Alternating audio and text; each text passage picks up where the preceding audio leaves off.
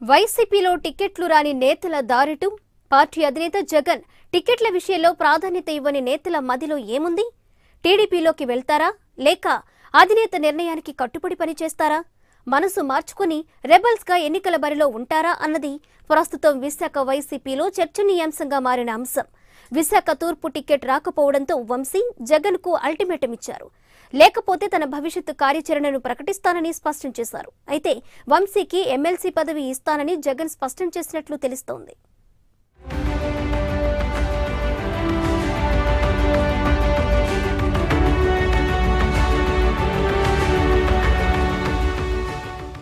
విశాఖ వైసీపీలో టికెట్ల లొల్లి కొనసాగుతోంది. టికెట్లు వస్తాయని ఆఖరి నిమిషం వరకు కొండంత ఆశతో ఎదురుచూసి చివరి నిమిషంలో అధినేత షాక్ ఇవ్వడంతో భంగపడ్డ నేతలు అధిష్టానానికి అల్టిమేటం ఇస్తున్నారు. కొందరు రాజీనామా చేసి పక్క పార్టీల వైపు చూస్తున్నారు.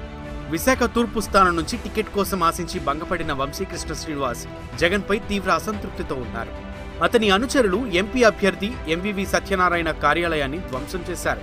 ఈ సంఘటన జగన్ ను తీవ్రంగా కలిచివేసింది. వంశీ పార్టీ కార్యక్రమాలను ప్రజల్లోకి తీసుకుపోవడంలో వెనుకంజలో ఉన్నట్లు సర్వేల్లో తేలడంతో టికెట్ లేదని 6 నెలల క్రితమే అధిష్టానం హెచ్చరించినట్లు తెలుస్తోంది.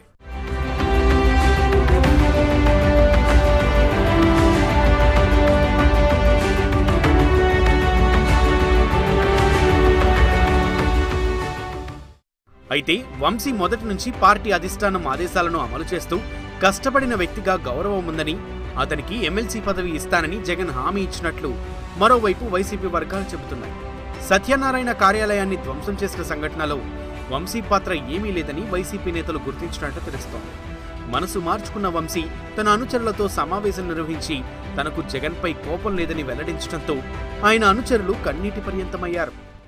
తూర్పు నియోజకవర్గ ముఖ్య కార్యకర్తల సమావేశం జరిగింది. అందరి కోరిక ఒకటే, నియోజకవర్గంలో సమన్వయకర్త అంత క్యాబులు కాదు కాబట్టి జగన్మోహన్ రెడ్డి గారిని మనందరూ సంప్రదించి జరిగినటువంటి ఒక పొరపాటుని సర్దిద్దుకుందామని చెప్పేసి అందరూ కోరుకుంటా ఉన్నాం. ఈ రాష్ట్రానికి జగన్మోహన్ రెడ్డి గారి ముఖ్యమంత్రి అవ్వాలని కోరుకుంటున్న వాళ్ళల్లో విశాఖపట్నం తూర్పు నియోజకవర్గం నుంచి ముఖ్యమైనటువంటి అందరం కూడా మొదటి వరుసలో ఉంటాం. ఖచ్చితంగా జరిగిన పొరపాటు సరిదిద్దుకొని తూర్పు నియోజకవర్గంలో వైఎస్ఆర్ కాంగ్రెస్ పార్టీ జెండా రెఫరబుల్ ఆడబోతున్న విషయాన్ని మేము స్పష్టం చేస్తూ ఉన్నాం.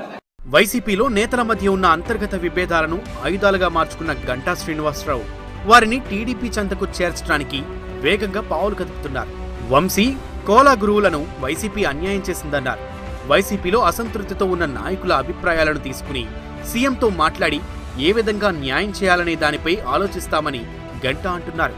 మరోవైపు వైసీపీని దెబ్బతీయడానికి ఆ పార్టీలో అసమ్మతితో రగిలిపోతున్న నేతలను రెబల్స్ గా రంగంలోకి దింపాలని టీడీపీ నేతలు ప్లాన్ చేస్తున్నట్లు తెలుస్తోంది. సౌత్ కాన్స్టిట్యూన్సీ సంబంధించిన కోలా గురువులు వచ్చి కలవడం జరిగింది. అలాగే ఈరోజు ఉదయం ఈస్ట్ కాన్స్టిట్యూన్సీ సంబంధించిన వంశీకృష్ణ వైఎస్ఆర్సీపీ పార్టీ సంబంధించిన ఇద్దరు నాయకులు కూడా కలవడం జరిగింది. వాళ్ళిద్దరూ కూడా ఒకటే చెప్పారు, ఎన్నో ఏళ్లుగా పార్టీ కోసం ఎన్నో కోట్ల రూపాయల డబ్బులు ఖర్చు పెట్టి సిన్సియర్గా పార్టీ కోసం పనిచేశాము. అటువంటి మమ్మల్ని పార్టీ వంచింది.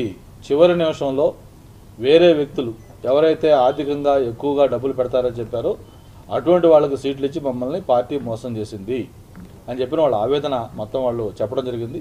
ఇన్నేళ్లు పార్టీ కోసం నమ్ముకుని పనిచేసిన తర్వాత మిమ్మల్ని కాదని ఎలవంత్ అవర్లో ఎలక్షన్ నామినేషన్ స్టార్ట్ అయ్యే వేరే వ్యక్తులు పెట్టమంటే అది నిజంగా చాలా బాధాకరం.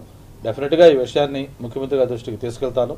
మీకు ఏ విధంగా సాయం చేయగలుగుతాం, ఏ విధంగా న్యాయం చేయగలుగుతాం అన్నది ముఖ్యమంత్రి గారితో మాట్లాడిన తర్వాత మీకు ఒక క్లారిటీ ఇస్తామని చెప్పడం జరిగింది. వాళ్ళిద్దరూ కూడా కొంత సాటిస్ఫై అయ్యి వెళ్ళిపోయారు.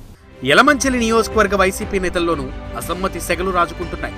పార్టీ అధినేత నిర్ణయాలతో విసిగిపోయిన నేతలు రాజీనామాల బాట పట్టారు. యలమంచిలి అభ్యర్థిగా కన్నబాబురాజును నియమించడంపై ప్రగడ నాగేశ్వరరావు, బొడ్డేడ ప్రసాద్ రాజీనామా చేశారు.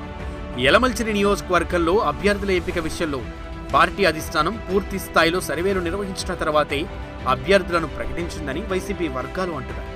అయితే ఇద్దరు నేతలు పార్టీ అధిష్టానంతో చర్చించకుండానే పార్టీని వీడాలని నిర్ణయించుకోవడాన్ని వైసీపీ లైట్ తీసుకుంది.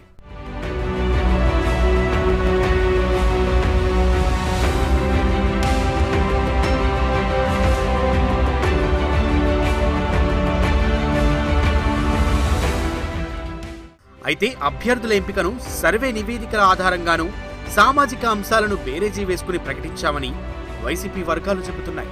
ఏది ఏమైనా పార్టీ అధినేత జగన్ తీసుకున్న నిర్ణయంతో రాజీ పడని అసమ్మతివాదులు వ్యవహరిస్తున్న తీరు పట్ల జగన్ కరాఖండిగా వ్యవహరిస్తున్నట్లు తెలుస్తోంది.